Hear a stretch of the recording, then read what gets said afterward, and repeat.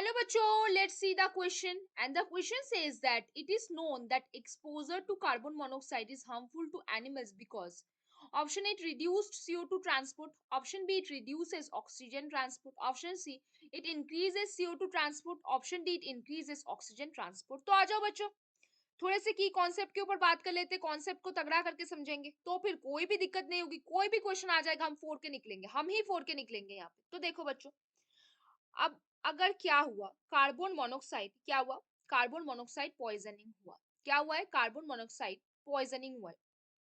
क्या चीज है बच्चों, क्या चीज है बच्चों? भला कार्बन मोनोक्साइड पॉइजनिंग कब होता है, क्यों होता है, कैसे होता है और क्या इम्पैक्ट फैलता है? अभी देखो, जब आप इनफ इनहेलेशन ऑफ सीओ कर रहे हो, enough inhalation of carbon monoxide कर रहे हो, इनफ इनहेलेशन मतलब काफी ज्यादा आपका इनहेलेशन हुआ है। इनफ इनहेलेशन मतलब इनटेक, इनहेलेशन मतलब क्या, इनटेक। जैसे आप क्या कर रहे हो, इनहेलेशन के थ्रू ऑक्सीजन लेते हो, मतलब इनटेक ऑफ ऑक्सीजन कर रहे हो ना, उसी को बोल रहे हैं। तो जब enough inhalation of carbon monoxide हो रहा है, उस टाइम पे क्या होता है, कार्बन मोनोक्साइड पॉइजनिंग होता है। क्योंकि कार्बन मोनोक्साइड हीमोग्लोबिन के साथ बाइंड होने का जो कैपेसिटी है वो 200 टाइम्स ज्यादा है। कितना ज्यादा है? 200 टाइम्स ज्यादा है। 200 time greater than, 200 time greater than किसके? ऑक्सीजन हीमोग्लोबिन के साथ बाइंड होने के। कितने? ऑक्सीजन और हीमोग्लोबिन के साथ बाइंड होने के। अभी देखो क्या बोला है, क्या बोला है, जब हम कार्बन मोनोक्साइड और हीमोग्लोबिन को बाइंड करेंगे उसको हम क्या बोलेंगे? Carboxy haemoglobin. क्या बोलेंगे उसको? कार्बोक्सी, कार्बोक्सी हीमोग्लोबिन बोलेंगे। और जब हम ऑक्सीजन और हीमोग्लोबिन को बाइंड करेंगे उसको हम क्या बोलेंगे? ऑक्सी हीमोग्लोबिन बोलेंगे। क्या बोलेंगे? Oxy haemoglobin. तो ये जो हीमोग्लोबिन भैया है, ये कार्बन मोनोक्साइड को ज्यादा प्यार करते हैं। क्या करते हैं? ज्यादा प्यार करते हैं। तो जब कार्बन मोनोक्साइड बॉडी में आता है, जब उसका एनफ इनहेलेशन होता है, तब क्या होता है, कार्बन मोनोक्साइड हीमोग्लोबिन के साथ बाइंड करके कार्बोक्सी हीमोग्लोबिन कॉम्प्लेक्स बना लेता है। ठीक है, बॉडी में उस टाइम पे क्या होता है, ऑक्सीजन का ट्रांसपोर्ट काफी ज्यादा घट जाता है। क्यों? क्योंकि कार्बोक्सी हीमोग्लोबिन बनने का, कॉम्प्लेक्स बनने का जो कैपेसिटी है वो 200 टाइम्स ज्यादा है than to oxyhaemoglobin complex बनने का। अब देखो, ध्यान से देखो, और क्या बोलेंगे हम यहाँ पे, और क्या बोलेंगे, क्या बोलेंगे? कार्बन मोनोक्साइड, कार्बन मोनोक्साइड क्या बोलेंगे? Carbon monoxide, carbon monoxide bind with haemoglobin, किसके साथ बाइंड करेगा? हीमोग्लोबिन के साथ। Bind with haemoglobin, bind with haemoglobin, haemoglobin के साथ बाइंड करेगा टू फॉर्म कार्बोक्सी हीमोग्लोबिन। क्या बनाने के लिए? टू फॉर्म, क्या बनाने के लिए? कार्बोक्सी हीमोग्लोबिन बनाने के लिए, टू फॉर्म कार्बोक्सी हीमोग्लोबिन। क्या बनाएगा वो? कार्बोक्सी हीमोग्लोबिन कॉम्प्लेक्स बनाएगा, कार्बोक्सी हीमोग्लोबिन बनाएगा। Because of which oxygen is not release to tissue, उस वजह से क्या होगा, ऑक्सीजन का ट्रांसपोर्ट कम हो जाएगा। ऑक्सीजन ट्रांसपोर्ट क्या हो जाएगा? घट जाएगा, रिड्यूस हो जाएगा। ऑक्सीजन ट्रांसपोर्ट क्या हो जाएगा? घट जाएगा, रिड्यूस हो जाएगा। जिस वजह से oxygen will not be delivered to tissue, oxygen will not deliver to किसको? डिलीवर टू टिश्यू को। टिश्यू को अपना फंक्शन करना है, अपना रेस्पिरेशन प्रोसेस, अपना बाकी के प्रोसेस करने, तो ऑक्सीजन तो उनको चाहिए ही चाहिए, है कि नहीं? और ऑक्सीजन को लेके वो क्या छोड़ते हैं? CO2 छोड़ते हैं।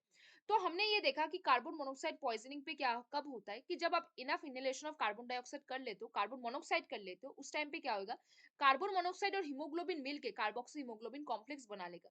क्योंकि कार्बन मोनोक्साइड जो हीमोग्लोबिन के साथ बाइंड हो रहा है, उसका क्या बाइंड होने का कैपेसिटी काफी ज्यादा है। क्योंकि हमारे जो हीमोग्लोबिन भैया है वो कार्बन मोनोक्साइड को काफी ज्यादा प्यार करते हैं और कार्बोक्सी हीमोग्लोबिन कॉम्प्लेक्स बना लेते हैं। जिस वजह से क्या होता है, ऑक्सीजन का ट्रांसपोर्ट रुक जाएगा। क्योंकि ऑक्सीजन तो हीमोग्लोबिन के थ्रू जाएगा। 97% ऑफ ऑक्सीजन, 97% ऑफ ऑक्सीजन किसके थ्रू जाता है? हीमोग्लोबिन के थ्रू जाता है। कैसे? ऑक्सी हीमोग्लोबिन कॉम्प्लेक्स बन के, है कि नहीं? तो फिर ऑक्सीजन भी टिश्यू पे डिलीवर नहीं हो पाएगा। तो यहाँ पे कौन सा आंसर होगा? पहला बोला है, it reduces CO2 transport, it reduces oxygen transport, it increases CO2 transport, it increases oxygen transport। पहली बात, कार्बन मोनोक्साइड आने के लिए CO2 ट्रांसपोर्ट में कोई फर्क नहीं पड़ेगा, CO2 ट्रांसपोर्ट में कोई फर्क नहीं पड़ेगा। तो पहला जो बोला है ऑप्शन ए में, it reduces CO2 transport, and option C, it increases CO2 transport, ये वाला आपका आंसर नहीं हो सकता, क्योंकि कार्बन मोनोक्साइड CO2 ट्रांसपोर्ट में कोई फर्क नहीं पड़ेगा। अब देखो, इट रिड्यूसेस ऑक्सीजन ट्रांसपोर्ट, हाँ ऑब्वियसली क्या करेगा, रिड्यूसेस ऑक्सीजन ट्रांसपोर्ट करेगा ना, क्योंकि जब कार्बन मोनोक्साइड आएगा वो हीमोग्लोबिन के साथ बाइंड होकर कार्बोक्सी हीमोग्लोबिन बना लेगा। क्या बना लेगा? Carboxy haemoglobin. मैं इतनी बार इसको रिपीट कर रही हूँ ताकि आपको वो चीजें समझ में आ जाए। मैं इतनी बार क्यों रिपीट कर रही हूँ? क्योंकि चीजें आपको समझ में आनी चाहिए। दिमाग पे मैं जितनी बार बोलूंगी आपके दिमाग पे उतनी बार बैठता रहेगा।